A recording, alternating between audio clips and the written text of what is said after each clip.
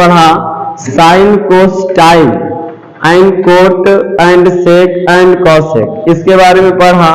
अब इसके बारे में हम सूत्र की जानकारी प्राप्त करेंगे। जैसे हम पहले प्राप्त करेंगे साइन कोस टाइन कोट सेक और कॉसेक, तो हम बोलेंगे, देखिए इसको शॉर्टकट में याद रखिएगा। क्या याद रखिएगा?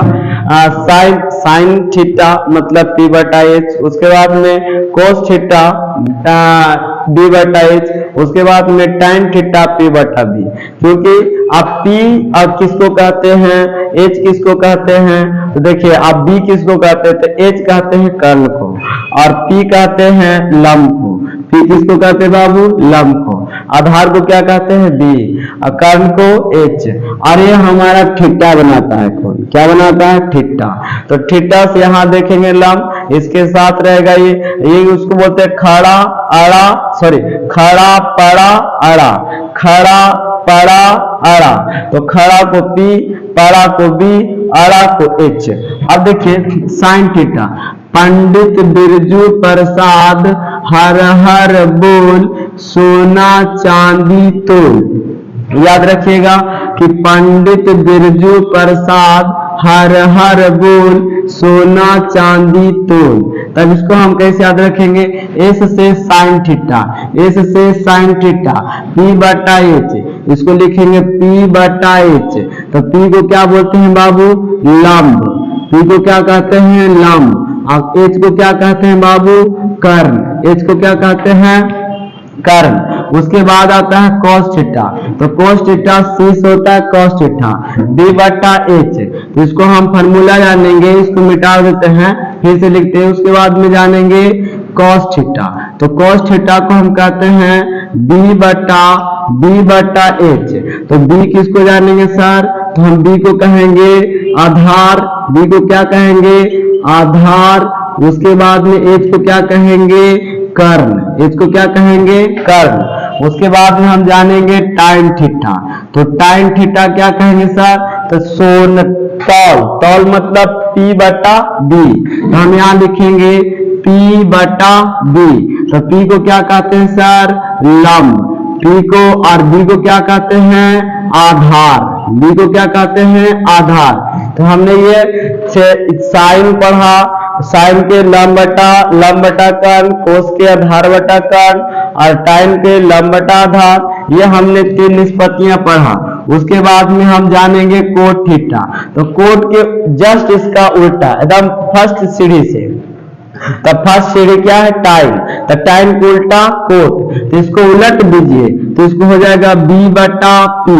तो b बटा p क्या होगा बाबू? आधार। क्या ऊपर चल जाएगा? आधार।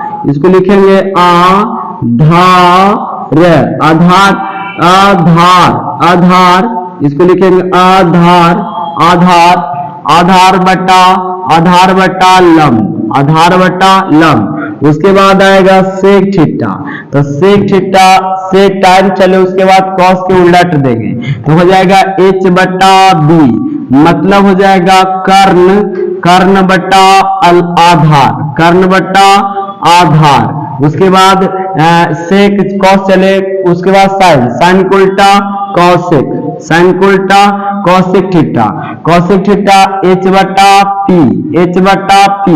h को क्या कहते हैं बाबू? कर्ण। h को क्या कहते हैं? कर्ण। और लंब को, p को क्या कहते हैं? लंब। तो हम इसके बारे में जान गए। अब देखिए, तो हमने कोसेक, साइन, कोस और टाइन, उसके उल्टा विपरीत हम देख लिए, इसका फार्मूला देख लिए। अब देखिए इसका मेन फार्मूला है, तो ये फार्मूला हमारा है कि अनुपात बनाने के लिए, जैसे कि आपको उदाहरण में आएगा, उदाहरण में आएगा, उदाहरण में से आएगा कि साइन थीटा बराबर 3/4, साइन थीटा बराबर 3/4, तो कॉस थीटा का मान ज्ञात करें, कॉस थीटा का मान ज्ञात करें। ये क्या नंबर की पूछता है सर? 2 मार्क्स की। क्या मार्क्स के पूछेगा? 2 मार्क्स के। हर एक इम्तिहान में आपको ये क्वेश्चन पूछता है। तो हम किससे बनाएंगे सर? इसी से लेकर के बनाएंगे। तो कॉस थीटा मतलब b बटा h, तो हमारा साइन थीटा मतलब p बटा h, मतलब b नहीं है, तो हम किससे प्राप्त करेंगे b? तो देखिए पाइथागोरस, किसने, इसका नाम था पाइथागोरस प्रमेय से, पाइथागोरस प्रमेय से। तो पाइथागोरस साहब ने कहा था सबसे भुजा जो होता है कर्ण सबसे बड़ा होता है, लंब और आधार इसका जोड़ा होता है। कहने का मतलब है कि एक समकोण त्रिभुज के कर्ण का वर्ग अन्य दो भुजाओं के वर्गों के योग के बराबर होती है। थेल्स पाइथागोरस साहब ने कहा था, जैसे कि एच स्क्वायर बराबर P square plus B square. कहने का मतलब कर्ण के स्क्वायर बराबर लंब के स्क्वायर प्लस आधार के स्क्वायर। ये हिंदी में हम जानते हैं कि कर्ण के स्क्वायर बराबर लंब के स्क्वायर प्लस आधार के स्क्वायर। उसके बाद में हम और इसे निकालना चाहते हैं b, तो निकालना चाहते हैं p, तो इसको प्लस इधर आके माइनस, तो इसको हम लिख देंगे H square minus B square बराबर पी स्क्वायर। कहने का मतलब देखिए हमने p को निकाला तो p को अकेला कर दिया, b को प्लस इधर आके माइनस। अब देखो हम b को निकालना चाहते हैं तो p प्लस इधर आके माइनस, मतलब एच स्क्वायर माइनस में पी स्क्वायर बराबर में बी स्क्वायर। ये हम तीनों फार्मूला जान चुके। अब इसका प्रश्न उदाहरण ये है, तो उदाहरण ये है, तो उसके बाद में हम इसका जगह अवशेष नहीं रहा, हम इसके बाद इसके अगले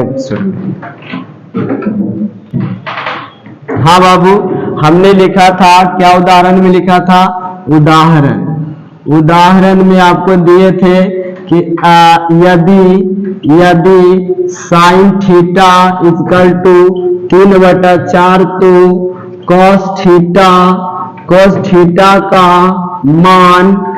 थीटा का मान ज्ञात करें। ये क्या बताया था बाबू कि हमारा 2 मार्क्स का क्वेश्चन है। क्या मार्क्स का क्वेश्चन है? 2 मार्क्स का, इसे याद रखिएगा, है ना। अभी आपको बेसिक मिल रहा है, उसके बाद में आपको पूरा चैप्टर मिलेगा, है ना।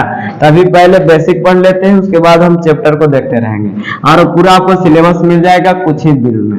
अब देखिए हमें यहाँ लिखेंगे हल। पहला आपको देखिए, पहला मैथ बनाने का तरीका है कि पहले इसको हल लिखो तब उसके बाद ही बनाओ। हमें दिया कुछ है साइन थीटा बराबर 3/4, तब यहाँ लिखेंगे साइन थीटा इक्वल टू 3/4।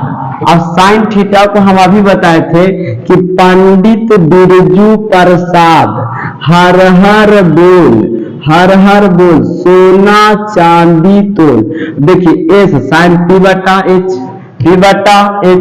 अब देखो साइन थीटा, तो साइन थीटा बराबर p बटा h, ये हमारा फॉर्मूला है। तो हम इसके जगह पर ना लिखेंगे, बल्कि साइन थीटा के जगह पर लिखेंगे p बटा h बराबर 3/4। अब हमें p का वैल्यू सामने बोला, p का वैल्यू 3 और h का वैल्यू 4। तो हमें निकालना कुछ सर, b इसमें दिख नहीं रहा, तो b हम लिखेंगे तो हम किससे प्राप्त करेंगे, इससे प्राप्त करेंगे, है ना, कि a b c, इसको बोलेंगे समकोण त्रिभुज, इसको बोलेंगे कर्ण, इसको बोलेंगे लंब, है ना, इसको बोलेंगे आधार को b से, कर्ण को h से, लंब को p से।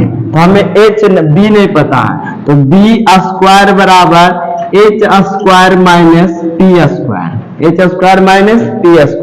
तो b के वैल्यू पता नहीं, तो हम यहाँ लिख देंगे, तो b स्क्वायर, चूंकि यहाँ लगा देंगे b स्क्वायर और कर्ण h के वैल्यू 4, तो 4 के स्क्वायर और p के वैल्यू 3, तो यहाँ 3 के स्क्वायर और b स्क्वायर इक्वल टू 4 चौका 16 और 3 तिया 9।